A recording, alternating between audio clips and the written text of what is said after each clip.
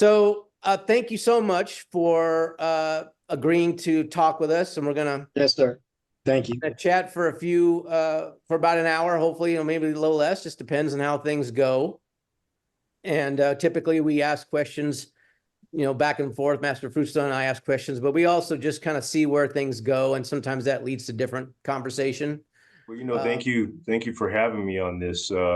It's really kind of an honor. I mean, I consider a lot of the grandmasters that are like my seniors, just people I look up to greatly. And so, to watch some of their interviews was just incredible. Absolutely. Okay, so you have really watched you've watched a few of them then. Yes, very much so. Yeah, we really wanted to kind of document some of this, and it's a nice thing about technology. A lot of people didn't use Zoom that much before the pandemic, but having the ability to have a video conference call, it's like Star Trek. Here we are. It doesn't matter where you are, what time it is. We can get together and actually feel like we're in the same space. We've even trained. I even trained during the pandemic this way. It's not ideal, but you do what you can do, and so it's great. Yes. Yeah, we really want people to get to know you guys as the seniors, because a lot of people either don't know you or haven't had the opportunity to spend time around you, to kind of get to know your history and your thoughts and all of that stuff, and that you guys are approachable, real people. Yes. Yeah. Well, that's wonderful. That's wonderful. It's I've always liked that idea. I've always kind of considered, especially coming up through, the old ATFI, if you will, and ITF America. I mean, like, just it really is just kind of a fantastic family, and you have so many people that have just so much knowledge, and you can turn it every corner and you're going to get some growth. That's the wonderful thing about it. A lot of history there, a lot of different folks, different backgrounds. So, Master Fruitstone, you want to start off with our beginning question for you? And absolutely. Look who's calling me on the phone. Oh boy. Uh-oh. I'm not going to take that call right now, and I hope when he sees this video, he'll forgive me. That's right. We'll keep that in the video. Yeah, exactly. GM Roena is giving you a call. Yeah, exactly. Respond. And I didn't respond out of respect for what we are doing now, and he will understand that. Very good. Very good. So yes, sir. So what were tournaments like when you first started out training, and how did they progress throughout your career, and how do you feel about where they are now? Well, so tournaments were a bit rough back in my time. And I should say that I didn't become a member of ITF until 1970, but I actually started my martial arts training in 1966. I was a member of the United States Judo Association. My father actually was a Kodokan certified black belt in judo. Excellent. And so that's how we ended up in judo. So the tournaments were a bit rough back then. They didn't have a lot of the rules and regulations, that you see nowadays, which of course we know is necessary as time goes on. Liability standards, become a bit greater. But it was a little bit rough, back then. I recall, especially now, the other organization that I joined in 1967 was a group called Tom Connor's Traco International, which is a division of Ed Parker's Kimpo Karate. Mm-hmm. And I got up to a green belt level in Kimpo. And of course, we didn't have the safety gear that, of course, they have nowadays. There was just no such thing. We used to wrap our knuckles with tape. And the contact call was that you either had to make a good controlled strike, or there had to be light redness to the face in order for a point to be called, which really wasn't quite the story. I mean, usually it was a little bit heavier contact than that. So it was quite different. There were different rules and regulations that we had back then that you don't really see now. They allowed leg kicking and sweeping. They allowed groin kicking. You could score a point that way. Of course, striking to the face was there, striking to the body and the head with a kick. So the rules were a little bit different in that respect. You could literally sweep, take down, and they gave you 1 second to do a downward punch. And of course would actually score that way as well. So, and I guess what I'm speaking from, this was prior to ITF really formalizing the world championships or formalizing competition in that respect. This is pre-70s. By the 1970s, things hadn't changed that much. We were starting to see some things come into play around 72, I believe, with Junri developing the safety punch and safety kick type of gear that was starting to come into play. But there was a lot of resistance from a lot of the traditionalists, if you will. They kind of felt that it really should remain pure.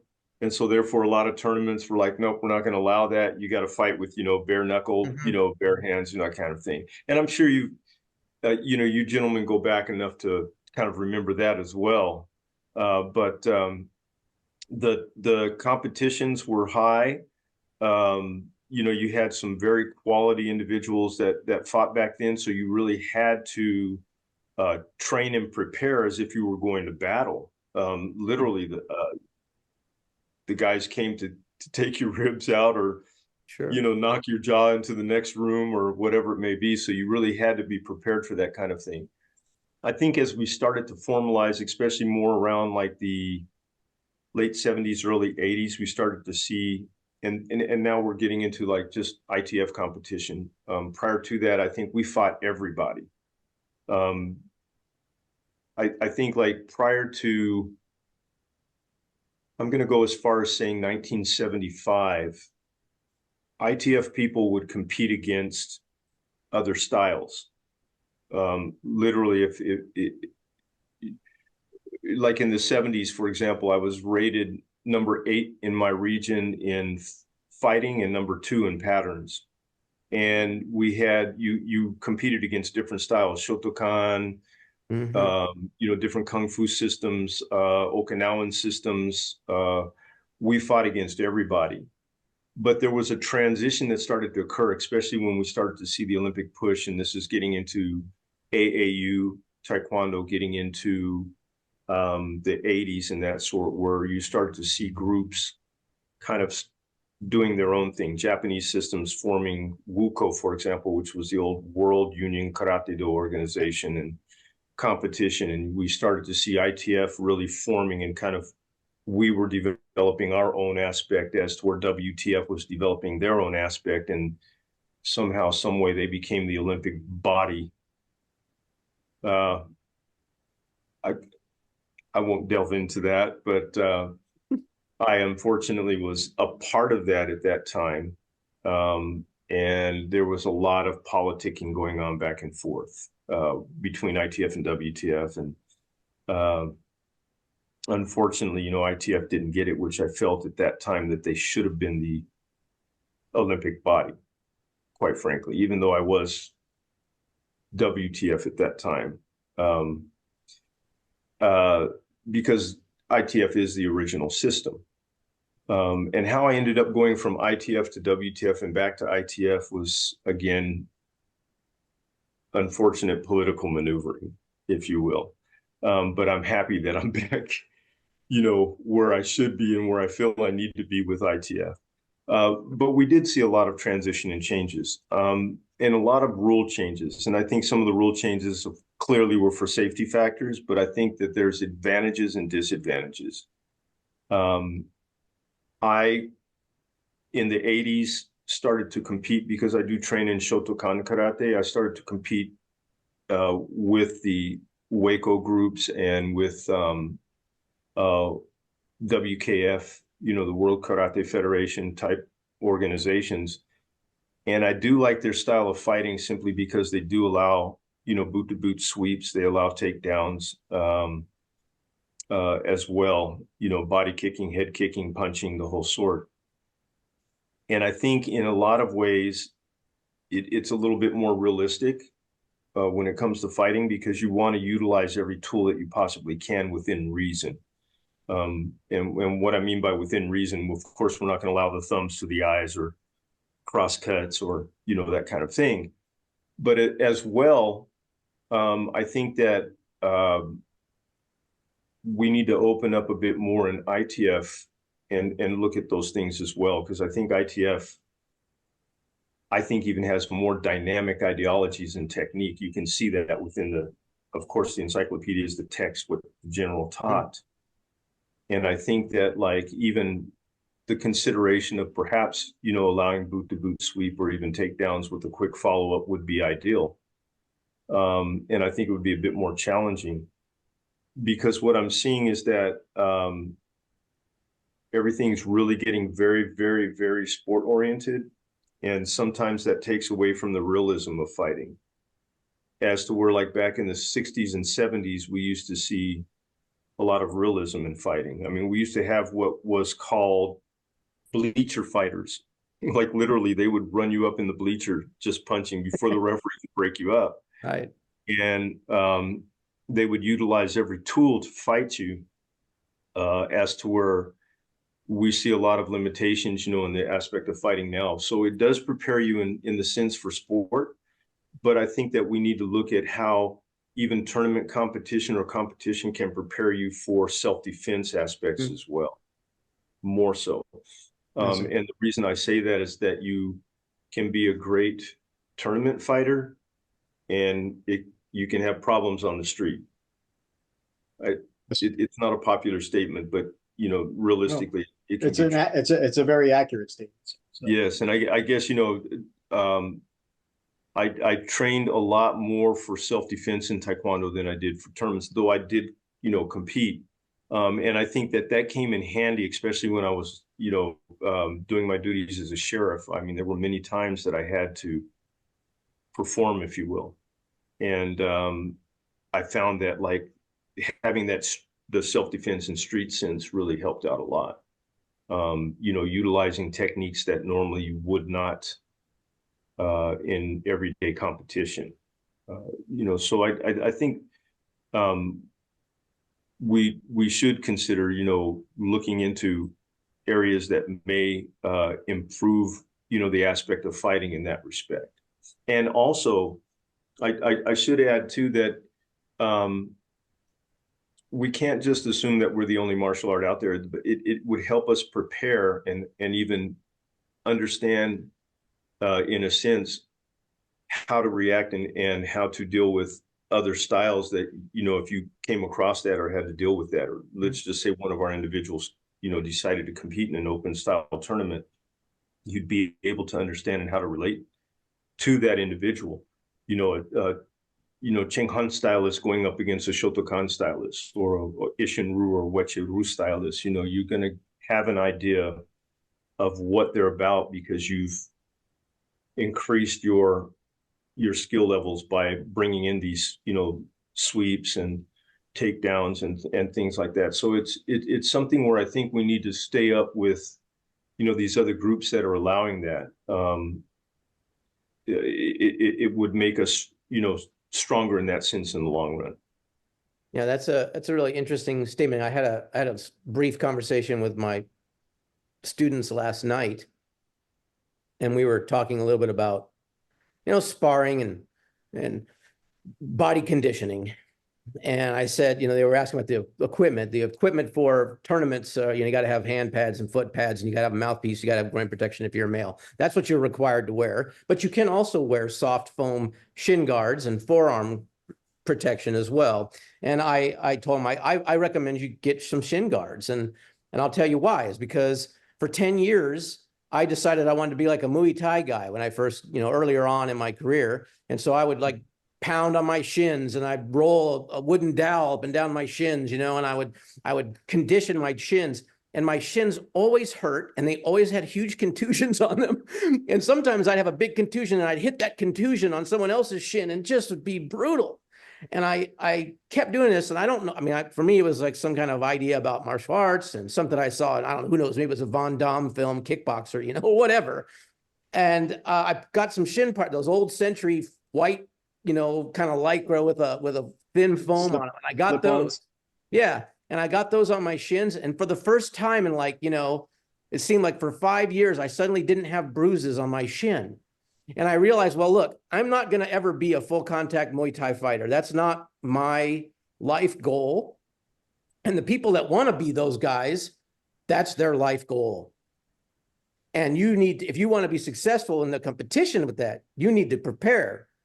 And so I said, maybe ITF light contact, controlled contact is what is a good way for you to come into the combat arts and start to try to do it. And one of my students says, well, ain't no light contact on the street, sir. And I go, well, you're absolutely correct. That's true. But it is something that you work up into, and I think you're absolutely correct. I think light contact is, the ideal way to start. It develops the technique. It develops, your rhythm, your footwork, Taekwondo footwork, and it develops your insight, if you will, into being a fighter. And then it's an individual's decision beyond that point. Do you want to up, that level a little bit more? I personally, I still believe in truncheon training. I do a lot of, as a matter of fact, I've got my tool here, do a lot of training with it, and shin instep, forearm, reverse knife hand, four fist. I do a number of that still. I remember General Che always saying, you develop your tools, and that's what makes you a strong Taekwondo is when you have hard forearms, you have hard shins, you have hard hands. When you hit, you're hitting with a tool, not just an appendage or of the body. And so it does come into play in that respect. And I think, even receiving, I remember many a times, I've watched this and I've actually experienced it. You'll throw a kick and at the same time someone else will, and shins clash. And you're able to withstand it a little bit better because you've done that conditioning. Sure. So it does come in handy in that respect. And again, I'm an old dinosaur, so I guess, that's just kind of what we were brought up with. Generationally, things have changed. I mean, I don't know if people do as much, Dalyon or truncheon training anymore. Well, but it is a fundamental part of this cycle of physical composition of Taekwondo that is overlooked.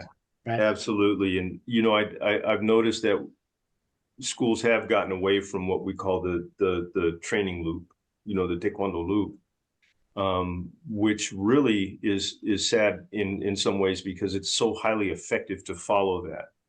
And it literally makes such a well-rounded martial artist in that sense. But Dalyon training is everything. I mean, if your tools are honed and they're hard and they're strong, then when you're actually using techniques, you're actually blocking, you're actually striking, you're actually kicking. It's that much more effective.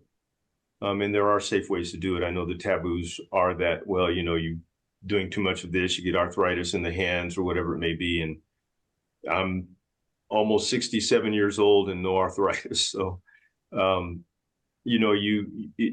a proper way and an improper way of doing it, but it really should be considered still to this day. Yeah, I definitely do Dalyon for my hand. I've been working on, in fact, I've been actually upping it in the last year. And it's partly because I used to do it quite commonly, but I started to work more because I had injuries. I had a Achilles rupture. And so I had these, I was like, I'm going to do the thing that I can still do. And that is train that tool. And I train it and I hit it and I feel it. It's an odd thing because it's not only that you're that whole mechanism that is part of the strike is built up and made stronger. It just feels, it's a confidence thing. And when I was hurt, I felt like I lost some confidence because my mobility was damaged. And then I thought, well, I can do this, and it helps me feel like my weaponry is honed still. So my suggestion that my 20-year-old students wear shin pads was in no means saying that they shouldn't follow the composition of Taekwondo. I think that's really, you're right. I think it is really something that's lacking now.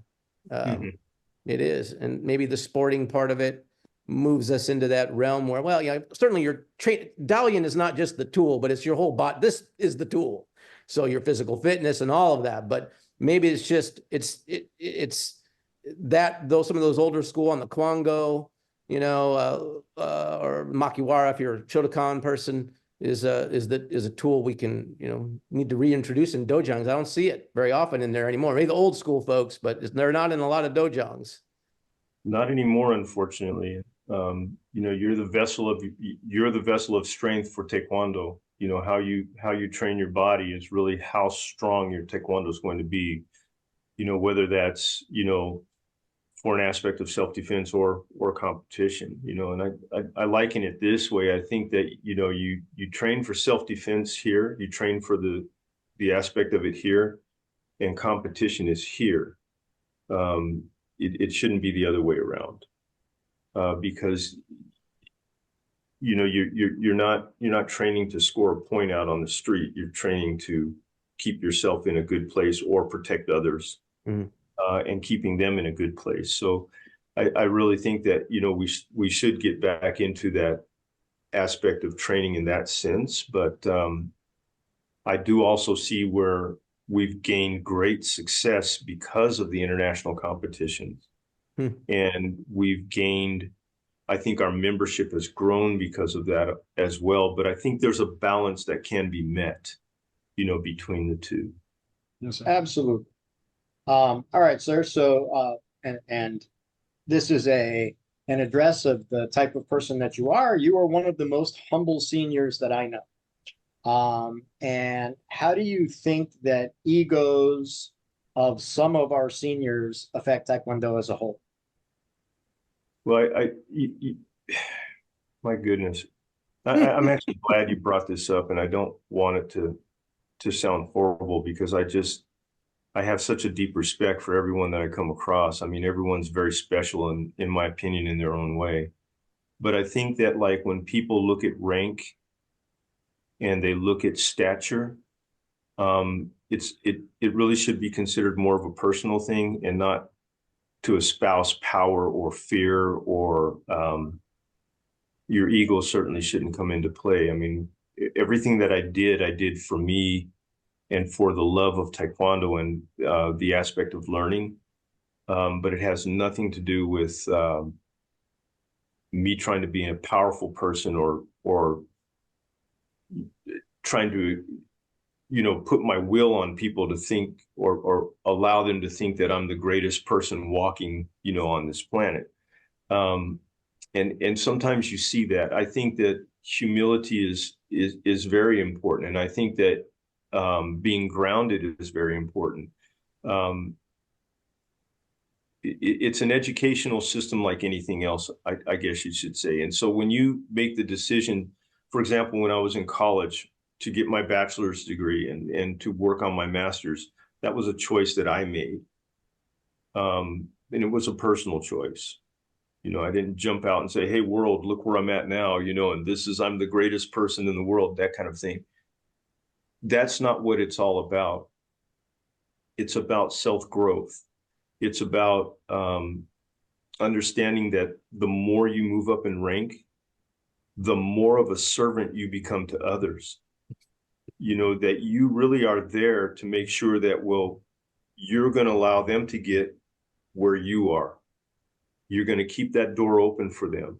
And you are going to do everything that you possibly can to help them get there and make them a better person and make them stronger in this and even better than you. And that really is the key. And so I think that, you know, a lot of that, I wouldn't say with most, but with some, it's lost. But with most that I see, and especially in our group, we've got a wonderful bunch of people that have that mentality, and that's a rarity. You know, you can go, I see the politics, for example, even in the Shotokan. I mean, phoo-wee, you know, the things you run into in that, you know, you see that in a lot of large organizations, somehow, some way. You know, I really have to give a number of grandmasters ahead of me, you know, Grandmaster Suarez, Grandmaster Nunez, you know, I could go on and name, you know, these grandmasters that have allowed ITF America to remain very grounded in that sense, you know, and you know, they've created a greatness in that sense, you know, because it's just, I think we're probably one of the most less political, less egotistical organizations out there. You know, I think that like everyone really understands that we come together as a family and we help each other. And after all, isn't that what martial arts is about? I mean, when we started as a white belt, we never thought all of this stuff went on. We were looking forward to the adventure of this travel through martial arts and all the great things that were going to happen. That was our biggest concern. We just wanted to learn, we wanted to enjoy, we wanted to practice, we wanted to make ourselves a better person, we wanted the growth. We were looking for all these things. We weren't looking for the egos and the politics and, you know, who's in what clique or who's better than who or anything of that sort. That's not what martial arts is about. Martial arts is about bettering yourself, making yourself a better person. And that's what moral culture is about. And through that, uplifting others, making them better, making them stronger, bringing them to where you are, offering everything that you possibly can. That's really what martial arts is about. And so I think my philosophy is very much that. And I have a tendency to just, it is quite true. I kind of sit back and I watch things. I think I'm one of the more quiet people. And so I watch and I observe, and, you know, you learn a lot that way as well, what to do and what not to do, if you will. And I think that the big thing for me is that I really believe in just making sure that I'm there and open myself up to whoever, you know, needs my help, needs my services, needs, you know, my advice or whatever it may be to help better them. That's the key.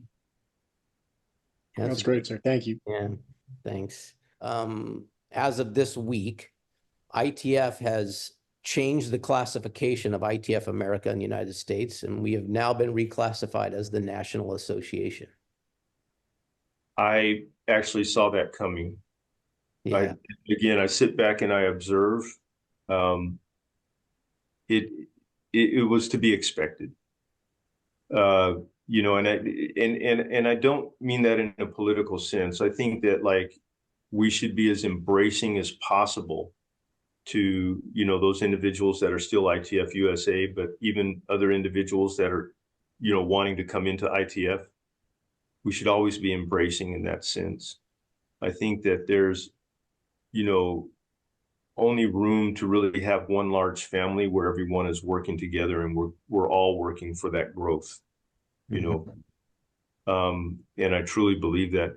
No, actually, I did see this coming. I even sitting back about a year ago, I was listening, watching, talking with certain people and understanding, like I knew the transition in Colorado was going to occur before it actually occurred.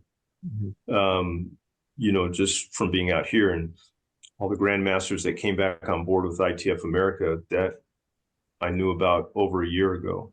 And it was the most wonderful thing because we have now regained individuals who have such incredible knowledge and drive and dedication to ITF Taekwondo. Grandmaster Neidig, Grandmaster Mitchell, Grandmaster Ackard, Senior Master Neidig, you know, she's a wonderful lady, a great leader. These people are just incredible, and I deeply respect them all. And regardless of whether at the time they were ITF USA or whatever it may be, my respect has always been there for them. Why? Because we are under the same umbrella. We are under, you know, ITF. We are really striving for the same ideologies. And now to have them in our group is to just watch ITF America grow and just become this profound organization in the United States. And I know other factions from the other groups are actually looking at us, you know, as well. We've made just a profound statement in that sense. I honestly have to tell you, I need to talk about Grandmaster Nunez for a moment here, because I think that a lot of things that have occurred, and I don't think people have really come across this. He was president of ATFI. He's president of ITF America. And his, insight and his drive, his openness is really responsible for a lot of the success that we see in ITF America. He's an amazing man, and I deeply, deeply respect him. I remember when, as a matter of fact, coming back into ITF, he brought me into ATFI with no questions, and, reestablished me. He has always been there for me, and he is always there for people.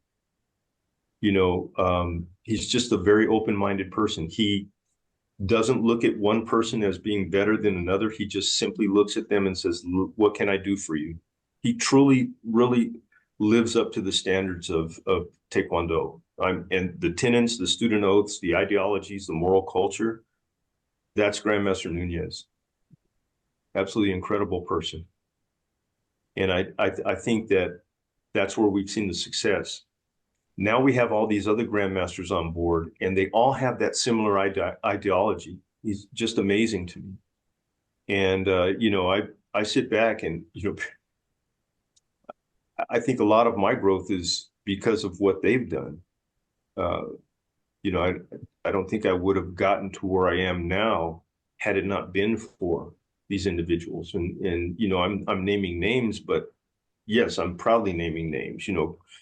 Grandmaster Suarez, you look at Grandmaster Faragato. That gentleman developed a relationship with me a long time ago, and was very supportive of things and things that I was doing that, as a senior master. And he's an amazing person. I mean, you just look at, I could go on and on, with all these different individuals. You want to talk about humble and dedicated. Grandmaster Roberto del Cid is a perfect example of that. Wonderful man. You look at Grandmaster Carlos Ramirez, his insight. We have some amazing people in this organization, absolutely amazing. And I couldn't think of being anywhere else. I just couldn't. I couldn't think of being anywhere else, because I think we just have the right formula. Like literally, this is where I think everyone had hoped, ITF Taekwondo in America would be. Great. Yes, that's a very positive outlook. Yeah, and I think it's an infectious one. Hopefully you'll stay that way. So I do have a question about your past, a little bit about the martial art aspect of what you did. You mentioned, I didn't know this, but you mentioned your father was a Kodokan certified judoka. That was pretty rare back then.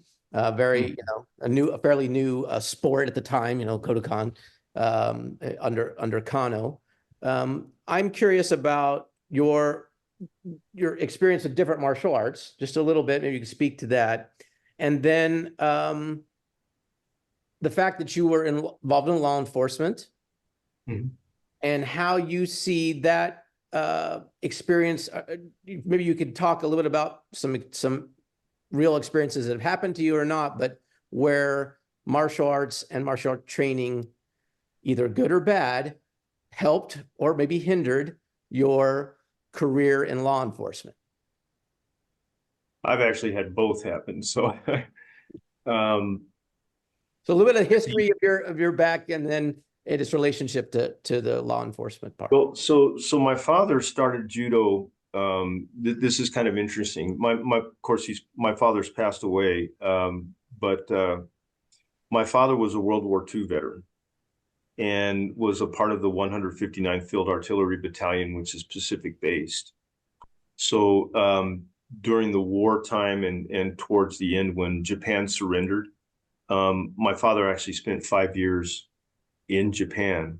That's where they were were stationed, Mhm. and actually started his judo training there. And literally it wasn't directly under Jigoro Kano, but it was under, some of his senior students and that sort. So that's how he got his training. And of course continued through.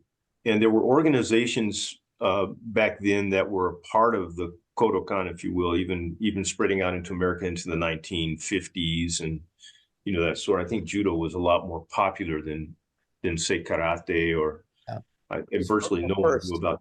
no one literally knew about Taekwondo, obviously, at that time. But my father obtained his Shodan, in judo, and of course it was a Kodokan certification. At that time, I think Jigoro Kano really kind of ran judo, and of course since then, like any other martial art, there's been offshoots and that sort. But the pure form was literally, the Kodokan.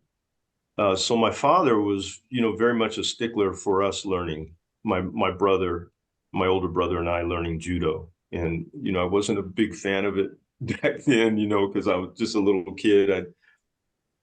You're a young 10-year-old or 9-year-old kid. You want to play with your GI Joes. You're not concerned about throwing some guy or whatever it may be. So, and of course, me being such a little thin, frail kid, a little bit more of a struggle. Now, my older brother, Edward, he was, 5'10", 175. He's always been a big kid, so judo worked out for him beautifully. But I did get to, I got up to the green belt level in judo before I dropped out. So when we started, my brother and I, there was a group called the United States Judo Association. So my father signed us up with them, and that was at the Central YMCA downtown. And right after that class, I didn't know it was Taekwondo. I just knew that these guys could kick and punch, and they were doing some fantastic things. I would sit back and watch at the YMCA, and I made my mind up that, that's what I want to do. And that's what I want to be that. We had our experience with judo, and Tom Connor's Traco International, we showed up one day for class there and the school was gone. Like they literally had just, I went out of business or whatever, but we showed up going down to class one day and they weren't there anymore. So, we were sticking with the judo. And once I saw Taekwondo, I was absolutely amazed. Do you know who the instructor was? At the YMCA? Master Ben Beck. Oh, yes. Oh, yes. That was literally my instructor. And I looked at him one day and I said, sir, I said, I'm in the judo class and I know you see me sitting here and I'm just wondering what it would take for me to join your club. And he's like, well, and he kind of gave me all the information, the whole sort.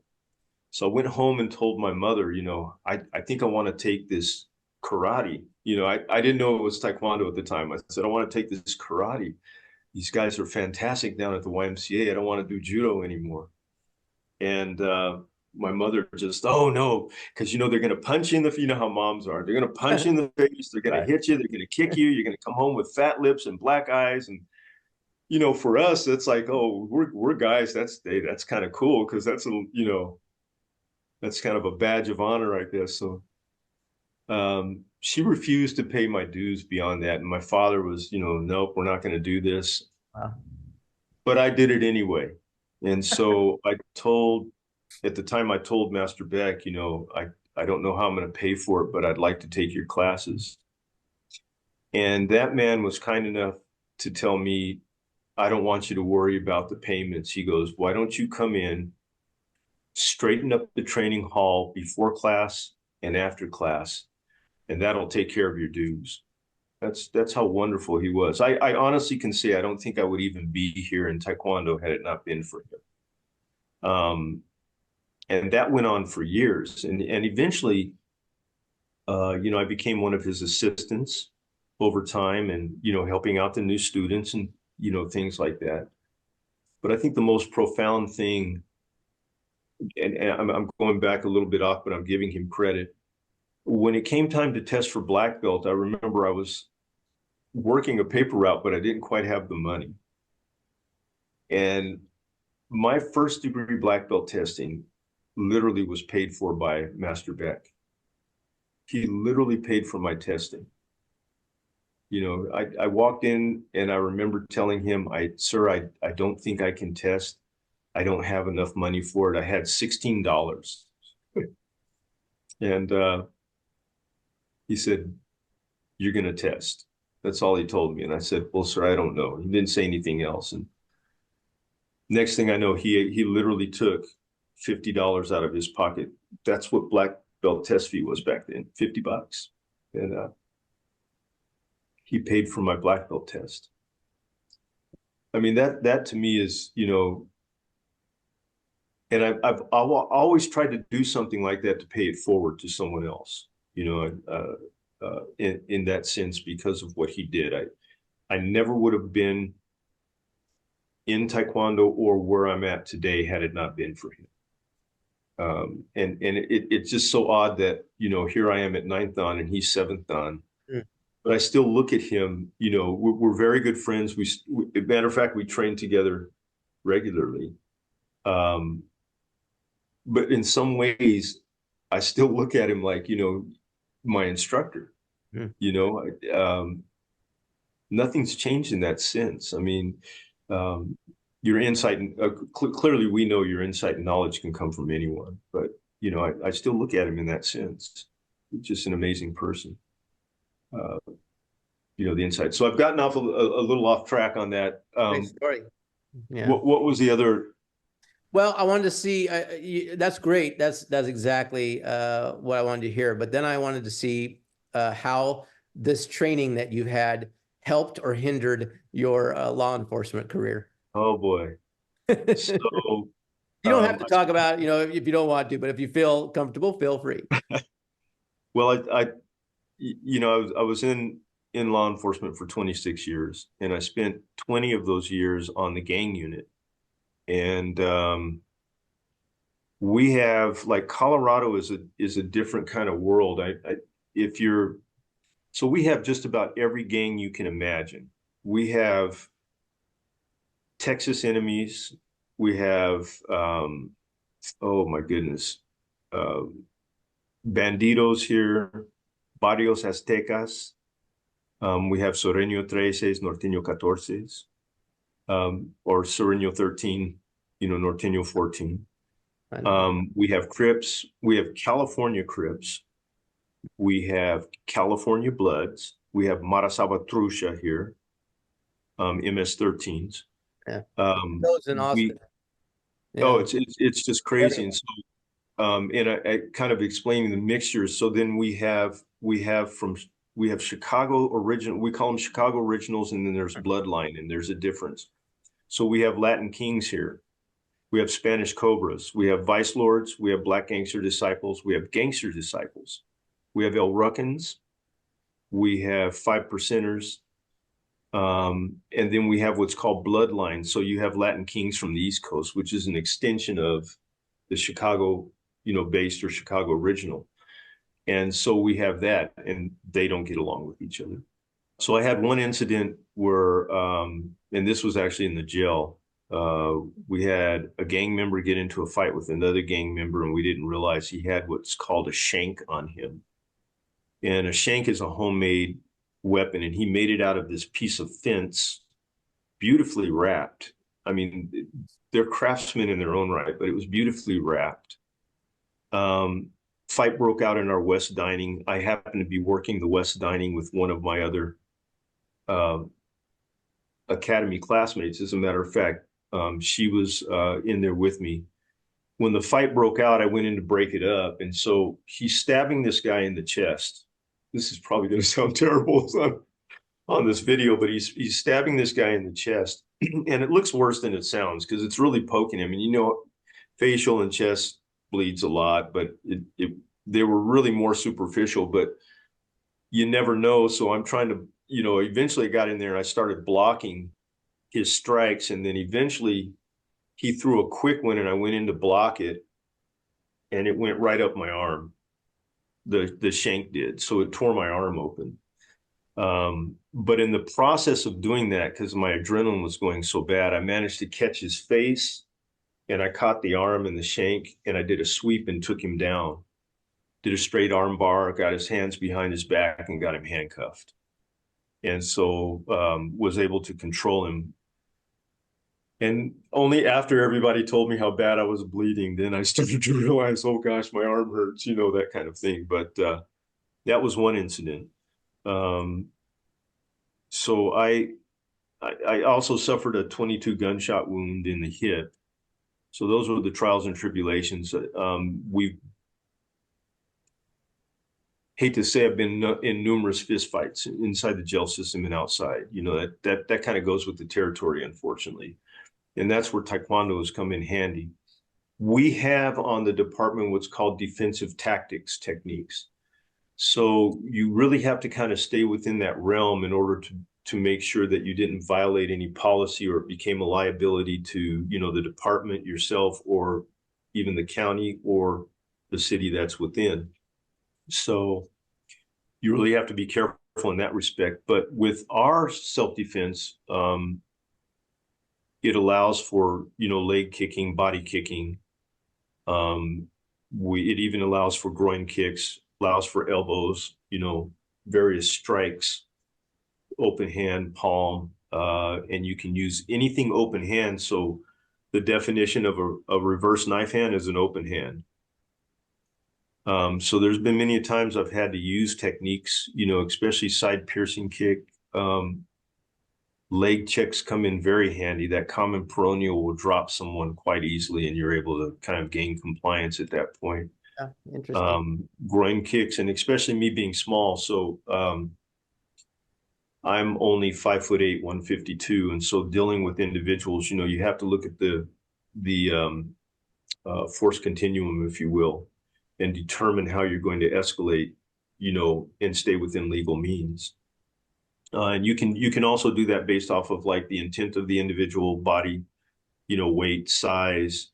Do they have a weapon? You know, are they trained, for example?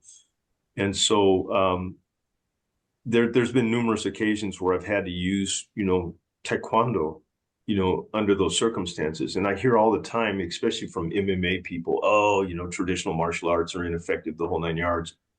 I beg to differ, because I have literally had to go there on quite a few occasions. And the only thing I ever knew was traditional martial arts. So it works. The general knew that it works.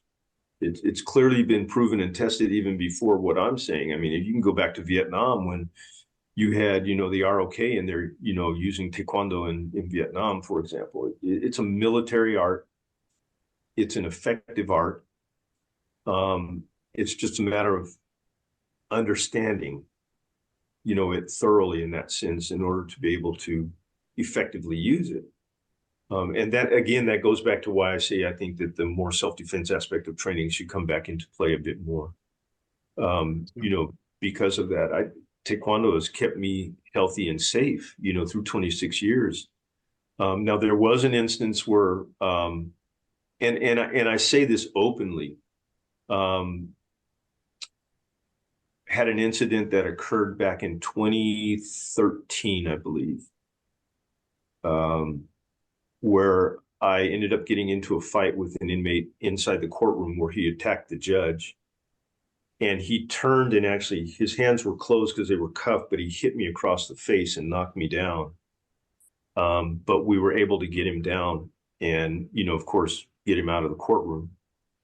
So once that occurs, and literally if you attempt to assault the judge or, you know, any official party in that respect or an officer, you're placed in what we call maximum security.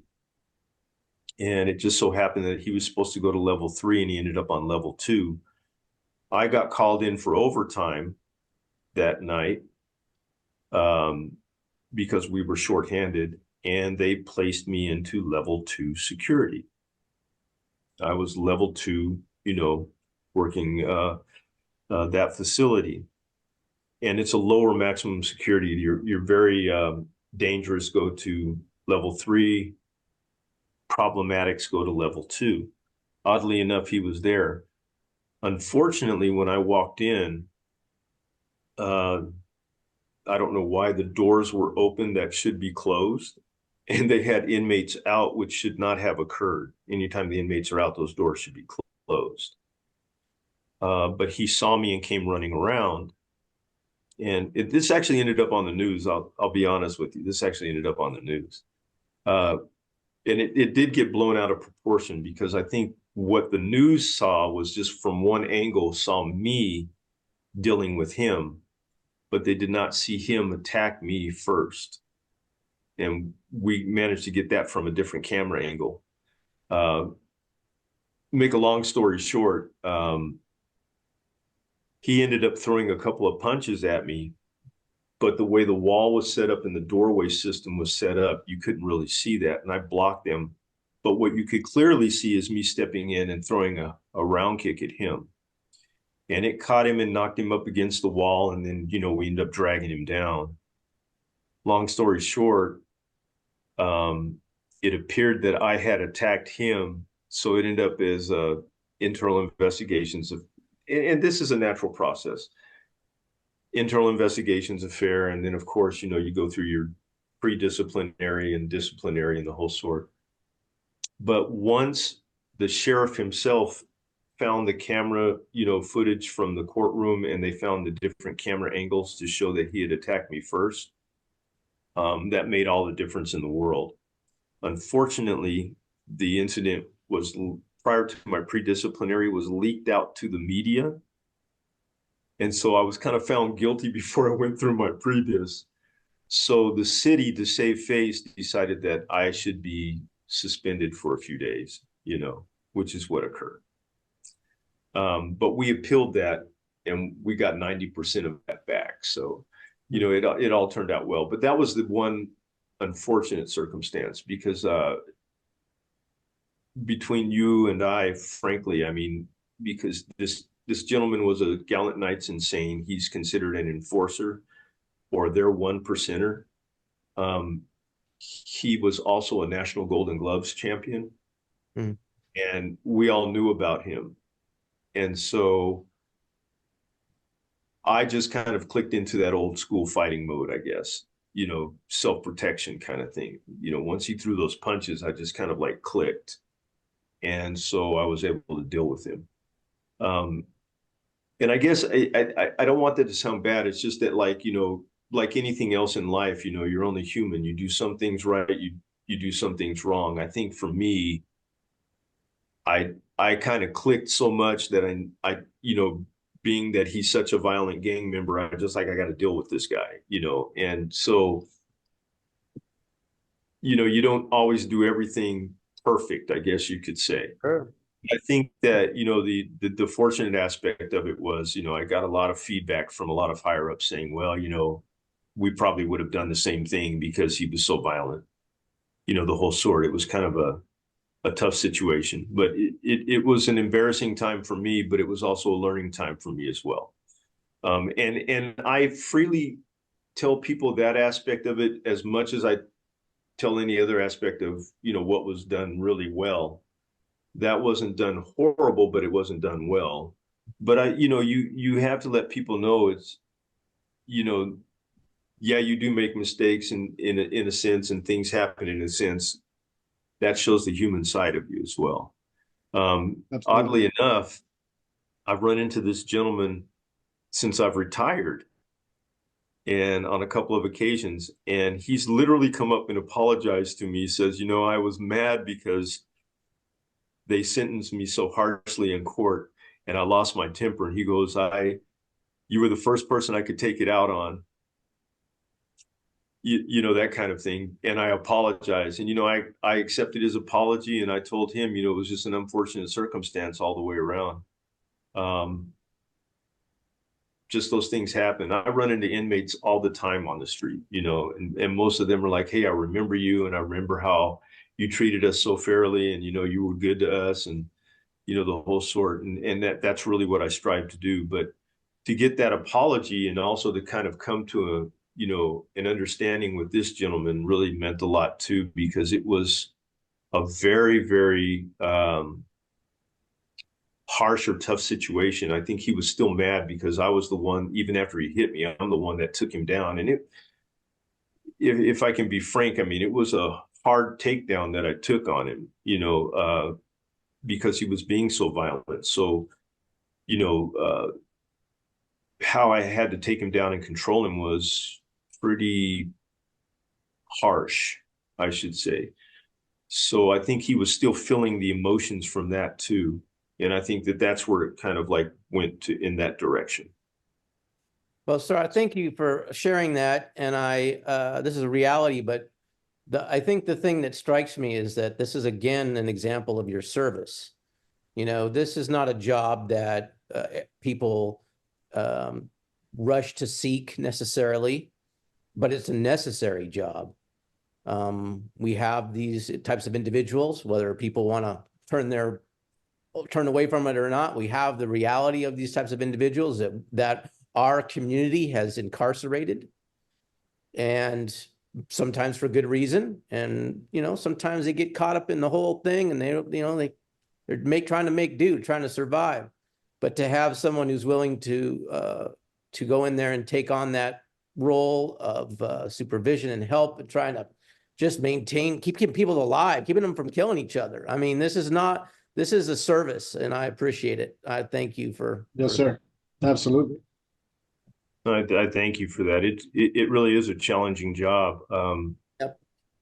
I remember once I retired, it's hard to understand, but once I retired, I literally found myself having to decompress, especially after 26 years, just kind of decompress and bring my my level, you know, of emotion down, if you will. It's really hard to explain, but you really start to get into we have different levels of awareness, if you will, like white, yellow, orange, red is like real high, you know, and I would go between like, you know, orange and, you know, yellow and orange, just waking up in the morning, putting my uniform on, knowing that I'm going into an environment that, you know, I may not come back from, you know, especially when I got shot with that 22. I mean, I had no idea that I got shot. I didn't even know the kid had pulled the weapon and shot me. I was dealing with another individual, and this Trey 4 had, you know, fired the weapon. I had no idea I got shot until someone made note of the fact that I was bleeding on my side. And oddly enough, it just got below my vest, right on the hip. And of course, you know, it's like a little 22, but, you know, they're hot still. That's the only thing I felt was the burning. You know, it kind of hit the hip and went in, you know. But, you know, I guess my point is it could have been a bigger caliber, and it could have been a worse situation. And that could have been one day that I never came back. So it can be a stressful job. Yes. Most definitely. But the decompression was something that I went through, and, you know, just really trying to gain my balance and my peace of mind again, and kind of bringing myself back to, you know, knowing that I'm no longer the officer and I need to go back to being with Roberto, you know. And so that took a little bit of time. I mean, it took some time where I had to, like, literally, I think for the first month or so, secluded myself, if you will, just so I could gain my bearings and, you know, get myself in, you know, in a right way. With that being said, because law enforcement is so very stressful, and I don't know if people know this, but we have the highest suicide rate among professions, and we have the highest divorce rate among professions. And there are things, and I've been pushing for this even to this day. We argue about this, but I think that there should be regular psychologicals that go on, and not just a one-time thing. I think once you become an officer, that every couple of years or so that you should go through a psych eval to find out where you're at, to see where, they can, help dispel certain things and keep you going, or if need be, this person should no longer be in this position. I think it's something of that sort, because even current times kind of shows that, sometimes we see unfortunate things happening that should not have happened, So. Yeah. Yeah. Well, Master Fruitstone, we've made it to an hour. Master Fruitstone, do you have one you'd want to get out? And I might have one more, and then we can wrap it up if you'd want. Yeah, yes, sir. And you kind of touched on this a little bit earlier, but I'd love for you to expand on it. How do you see Taekwondo in the United States over the next 10 years? Like where do you see us headed? Well, there's two possibilities that can occur. I think we've established ourselves enough in the sports sense, and I think that that's going to be a mainstay, of course. But I think that there needs to be, and I even think the general would agree with this, is that there needs to be a return to the tradition, if you will, a return to the science, the self-defense, the traditional aspect of training also. It's like yin and yang. You can have both, and you can balance it in that sense.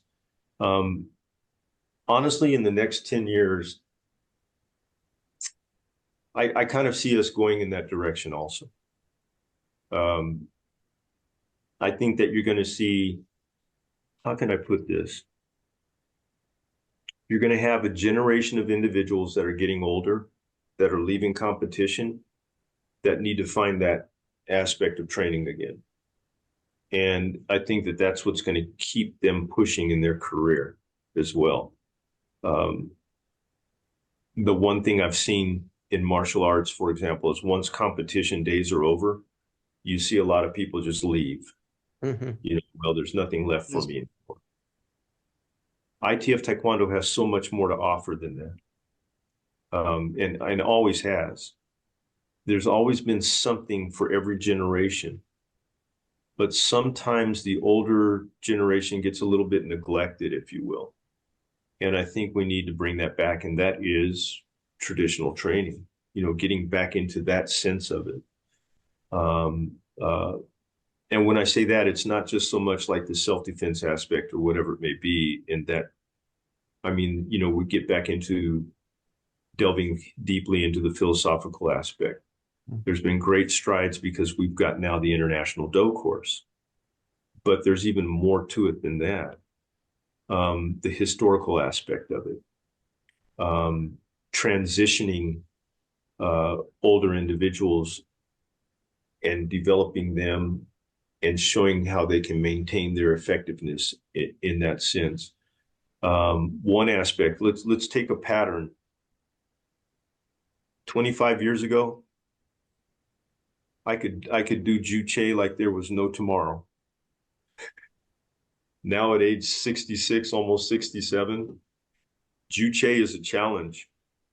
I think that there needs to be, an option of bringing Kodang back in for individuals that are older.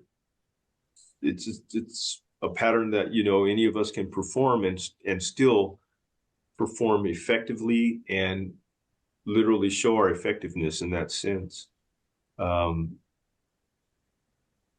I don't see me at 70 years old doing that two-way kick in Juche. Maybe, but I think that realistically, we need to look into, options that help enhance, the older generations in that sense. Juche is the required, but Kodang could be the optional. And how we gear our training to keep their interest, keep them, within the fold of ITF Taekwondo in that sense as well. I think that's something that we have to look at. And that needs to occur from now into the next 10 years, because we're going to have a whole generation of people that are going to be in that, in that realm, if you will. And so we don't want to lose them. Look at all these great practitioners we have right now. We've got national and international champions. We've got great technicians. These, in what's going on now with this generation, 10 years from now, 15 years from now, that's the people we need bringing along the newer ones coming in. We need them. And so we really need to start looking at, the full spectrum again of what we do in ITF Taekwondo. Thank you, sir. That's a great answer, and thank you. Well, I remember seeing you perform Juche. I think it was when you were a 6th Dan, and you're probably about the age I don't know how old you were, but I remember just being I thought it was a world-class performance. In other words, it was being a competitor and having seen lots of people, I was like, wow, he just dropped a very high level performance. I mean, and it's difficult. And I think, and I'm going to interrupt Master Young, because I think that a lot of our people that are going to be watching this didn't have the opportunity to see you at your physical peak, and honestly, sir, it was a specimen to watch. So people should appreciate not only your experiential level, but also your aptitude as much. So, we're Master Young and I are very fortunate. Well, that's very humbling, because I have seen both of you perform, and I'm equally impressed and astounded by your technique. So that's quite a compliment coming from the both of you. Your techniques are just outstanding as well. So, wow. Thank you. Well, I want to ask you a little bit about why. I mean, you've done something, you've achieved something, which is essentially the highest rank available in ITF Taekwondo. It's not something that you test for, but there are things that they make you do. You have to write a thesis. You have to show, some cerebral, essentially a cerebral acuity, both understanding historical context, but also like something you want to say about, your training. They review you by other grandmasters, review your application, and make a decision. You have to put in your time, of course. But the bigger question, and I think you already touched on this a little bit about, why your journey of rank has been kind of a personal thing. But I'd like to ask you, why ITF Taekwondo? Why did you go through why have you continued? What is the draw or the thing that said, you know what, I'm going to keep going to this level, and I'm going to continue even beyond that, right? We're still training, we're still learning, but why for you? What are some things that have kept you passionate about it? Well, I think, there's a number of things. We were fortunate enough to train directly underneath the general, for example. And in my heart, I always felt, especially after his passing, there was an obligation to make sure that we carried on what he believed in. That was a huge drive for me. But I think also, another aspect of it is all my peers that I come around and train with. You, sir, you, Master Fruitstone, a number of the other, masters, senior masters, and grandmasters have been an absolute inspiration to me. And that creates the drive. When you see their excellence, you realize that you need to meet that excellence. And it creates a drive in that sense. But I think the biggest thing was the fact that I knew once I got to a certain level, I can provide for those that want to get there too. From the white belt up, I can be there and provide for them. And I think the most profound thing is General Che always used to say that Taekwondo is for everyone. And as you become more knowledgeable, you'll be able to help others come along in this wonderful journey. And I think that that is the key. It just, I get more excited about seeing some young man or some, young lady performing a pattern so well, or throwing a kick so well, or, just seeing their drive in Taekwondo, that, and at least knowing that you had something to do with that. That's probably the most profound thing. I think that's what's kept me going all these years, is that, I knew that the more I move up, the more I'm going to be able to help others. And, so all three of those factors really kind of came into play, and just kept me going, after all these years. That's great, sir. Yeah, well, thank you so much. It was just a really awesome, interesting interview. I feel so fortunate. We started doing this just kind of like, well, let's talk to some of these folks, and now it's become this thing. And I actually had people at the IUC from Canada. They were telling me, when's your next interview? They asked me, when's your next interview?